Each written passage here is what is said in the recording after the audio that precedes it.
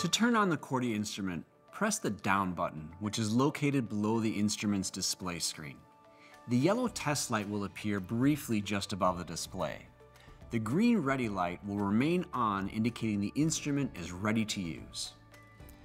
The Corti instrument uses 4 buttons to control all functions of the instrument.